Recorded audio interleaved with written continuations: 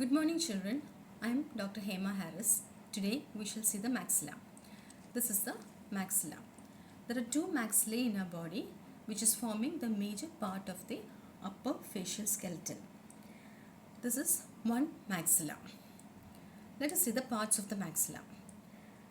Each maxilla consists of a body and four processes. This is the body. This whole thing that I am holding is the body. Okay, this is the body and there are four processes. Which are the four processes? We have the frontal, the zygomatic, this is the palatine, and this is the alveolar process. Four processes: frontal, palatine, zygomatic, and the alveolar process. And this is the body. Now let us see each part. First let's see the body. This is the body. Body has four surfaces. This is the anterior surface. Behind is the posterior surface or the infratemporal surface. We know that this is the region of the infratemporal fossa. So this is the infratemporal surface. Then there is an orbital surface. This part forms the orbit, right? Here is the orbit. So what comes here is the orbital surface. And this is the nasal surface. So it has four surfaces: anterior, posterior or infratemporal, orbital and nasal surface. Let us see the anterior surface. What are the features and attachments on the anterior surface? Can you see a prominence here? This prominence, this is the canine eminence. This is the anterior surface. Here we have the canine eminence. This is the canine. The two incisors, the canine, and this is the canine eminence. Medial to the canine eminence, here, medial to the canine eminence, there is a depression. This depression is called incisive fossa, and incisive fossa gives origin to the depressor septi. Anterior to the, on the anterior surface, below the incisive fossa, around in this region, there is the attachment of incisivus superior and orbicularis oris. Here you have the attachment of incisivus superior and orbicularis oris. Then just above the incisive fossa, this is the incisive fossa. So above the incisive fossa, there is the attachment of the nasalis muscle. Origin of nasalis muscle is above the incisive fossa. Now these are all medial to the canine eminence. Now we come to lateral to the canine eminence. This is the canine eminence. Lateral to it, there is another fossa, and this fossa is called the canine fossa. Levator anguli oris originates from this fossa. Above the canine eminence, when you go slightly upward, there is a foramen. Can you see this? This is the infraorbital foramen. Why infraorbital? Because here is the orbit. This is the infraorbital margin, and below that is the infraorbital foramen. Above the infraorbital foramen, this is the infraorbital margin, and here there is the origin of levator labii superioris. Above the infraorbital foramen is the sharp infraorbital margin, and there we have the origin of levator labii superioris. Now on the anterior surface, you can see a very prominent notch. This notch is the nasal notch. Let us see the posterior surface or the infratemporal surface. Okay, so this was the anterior. Now we are coming to the posterior surface. This surface, when we keep in the anatomical position, faces backward and laterally. We can see that it is backward as well as laterally. Now I shall keep it in front so that you can view properly. Can you see foramen here? So all these openings, actually here only one opening is prominent. There will be two or three openings which are the openings of the alveolar canals. These alveolar canal transmits the posterior superior alveolar vessels and nerves. Posterior as well as superior alveolar vessels and nerves. When we see, we can see that I said earlier that this is the infratemporal fossa. So the posterior surface or the infratemporal surface forms the anterior wall of the infratemporal fossa. Coming down below here, can you see a tuberosity and elevation here? This one. This is the maxillary tuberosity. This maxillary tuberosity will articulate with the pyramidal process of palatine bone. Let us see the orbital surface. See this here? Above, this is the orbital surface. This was the anterior surface, posterior or the infratemporal surface, and here we have the orbital surface. You know that this is the infraorbital margin. The orbital surface of the maxilla forms the floor of the orbit. If you look close, can you see this groove here? This groove that I am pointing here? This groove seen in the posterior part of the orbital surface is called the infraorbital groove. When you go into this, the groove leads into a canal. This canal is the infraorbital canal, and traced further you can see that the infraorbital canal is opening into the infraorbital foramen. We had seen earlier that the infraorbital foramen transmits the infraorbital vessels and nerves. So here is the infraorbital groove, this is the infraorbital canal, and here it opens into the infraorbital foramen. Next, on the same surface, anterior medially, this is anterior and medially, there is a attachment of one of the external oblique muscles. Sorry, the attachment of the inferior oblique muscle, which is an extraocular muscle. Inferior oblique muscle is attached to the anterior superior part of the orbital surface of the maxilla. This surface, orbital surface, has three borders.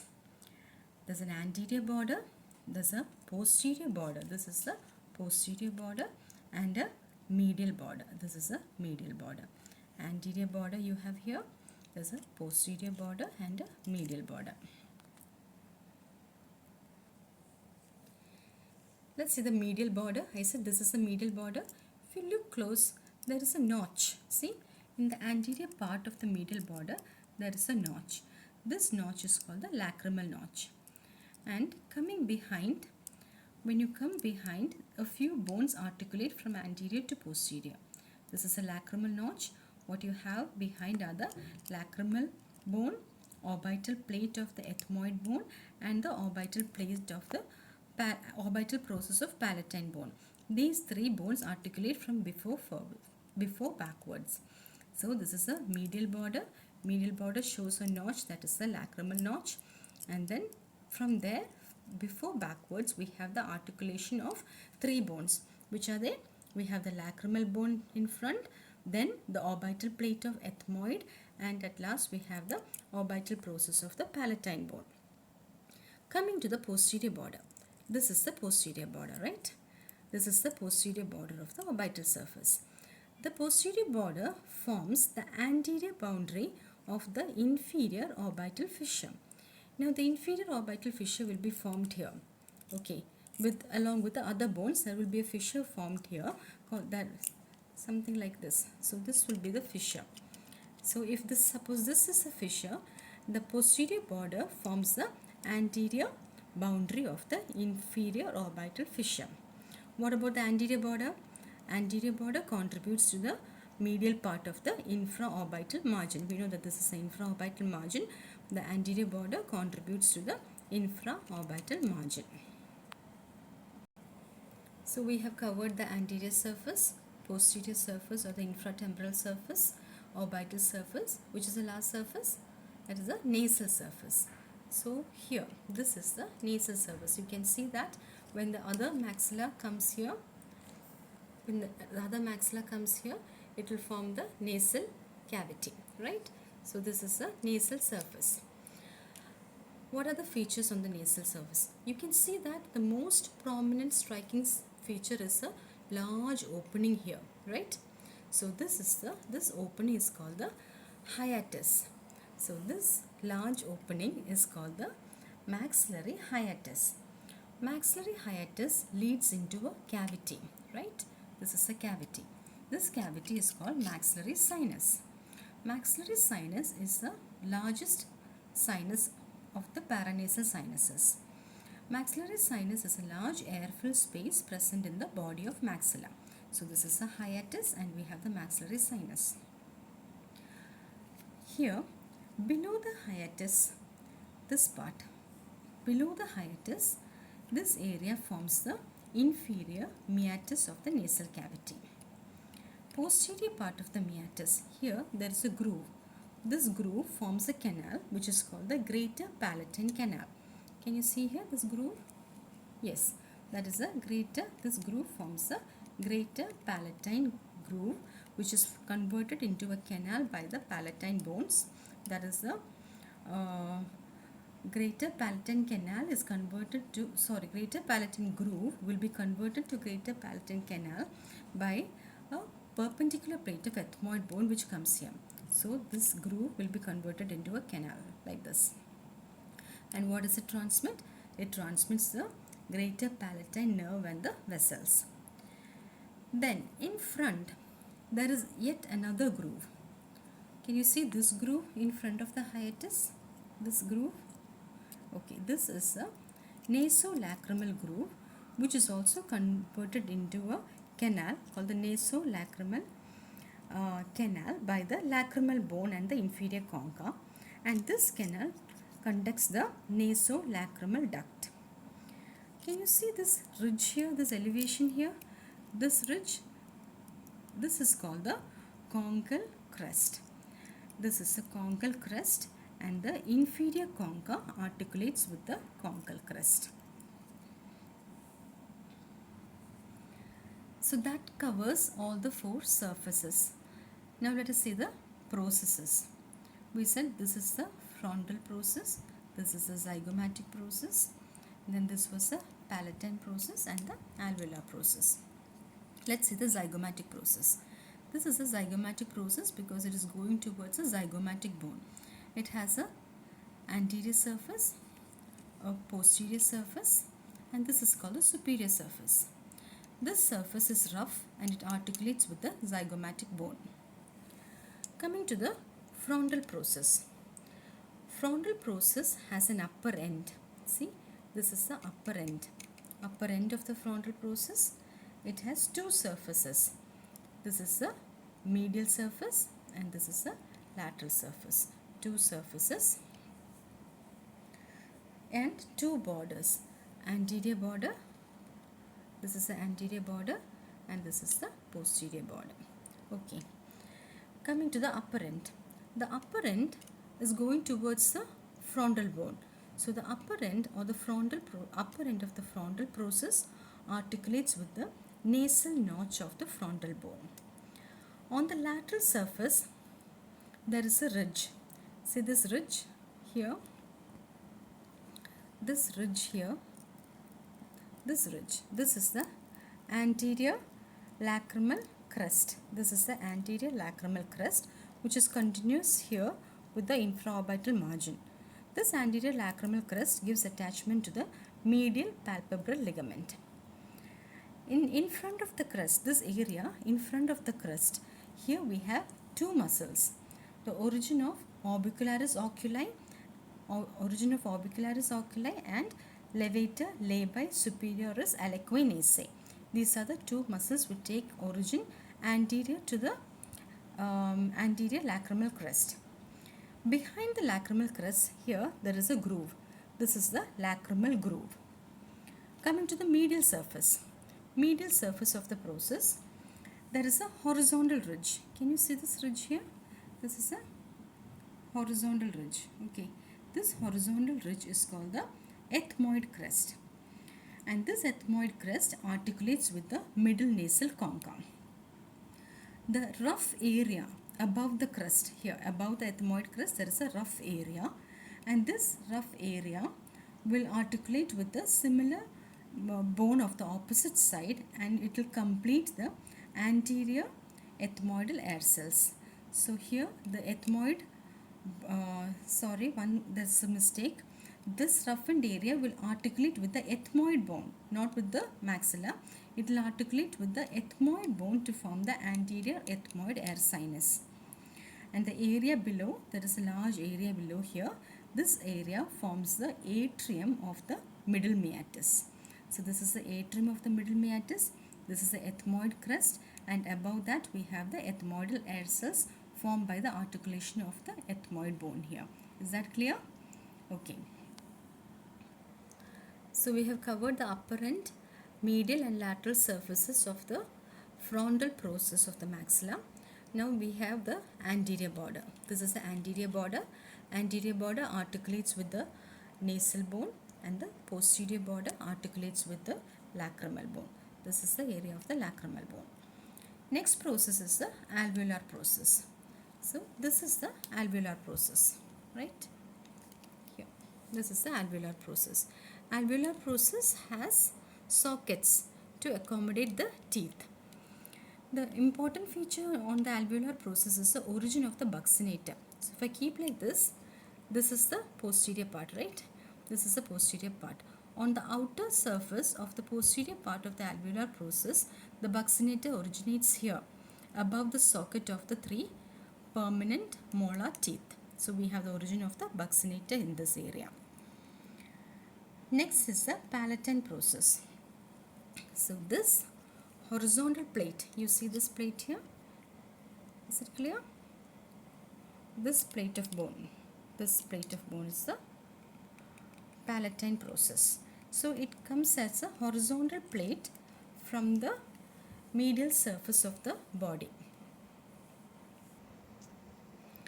Palatine process has 2 surfaces. This is the superior surface, this is the inferior surface, and it has 3 borders: medial border, this is the lateral border, and this is the posterior border.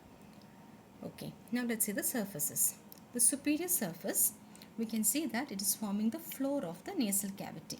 Here is the nasal cavity. The nasal cavity will be this, and here we have the floor of the nasal cavity. Okay, this is the nasal cavity. This forms the floor of the nasal cavity. On the inferior surface, now I am going to turn the bone to show you the inferior surface. This is the palatine process. Okay, on the inferior surface there are multiple depressions to enclose the palatine glands. Also you can see several foraminae. See, these are all small foraminae. These foraminae are for the nutrient vessels. The greater palatine groove and the canal, which I had mentioned earlier, is present along the posterior part of the medial border. Posterior part of the inferior surface, you can see it is coming like this. So here, this is the posterior part of the inferior surface, where this is the posterior part of the inferior surface where we have the greater palatine canal. And then another feature is when we keep both the maxillae together. When both the maxillae come together, there will be along the inferior surface you will have a fossa or a foramen, that is also called the incisive foramen. That can be seen only when you articulate both the maxillae together. So in that case you will have an incisive fossa or a foramen there, and that will lead into something called a incisive canal or a nasopalatine canal. That will come like this. You cannot see it here. It will come from the incisive foramen in here. It comes up into the nasal cavity. So that canal forms a communication. Incisive canal or the nasopalatine canal will form a communication between the nasal cavity and the oral cavity, and that canal transmits the greater palatine artery and the nasopalatine nerve. Coming to the borders, so we covered the superior and the inferior surfaces of the palatine process. Coming to the borders, this is the medial border. Okay, this is the medial border. This border meets a similar border, that is the medial border of the opposite maxilla, to form the intermaxillary suture. Then this border is raised along the edges. This is a raised edge. This is the raised edge of the medial border, and that is called the nasal crest. The most anterior end, I shall show you from the side. See, the anterior end is pointed, and this anterior end is called the anterior nasal spine. So the anterior end of the medial border forms the anterior nasal spine, and the upper raised ridge of the medial border forms the nasal crest. Coming to the posterior border, this is the posterior border. The posterior border will articulate with the anterior border of the horizontal plate of palatine bone to form the palato-maxillary suture. So the palatine bone comes to articulate here, and a suture is formed between the palatine bone and the maxillary bone, maxilla, to form the palato-maxillary suture. So that was the medial border, posterior border, and the lateral border. This is the lateral border which is fusing with the body of the maxilla. So that covers the maxilla. The rest of the theory part has been covered in the PPT. You go through the PPT also. Thank you.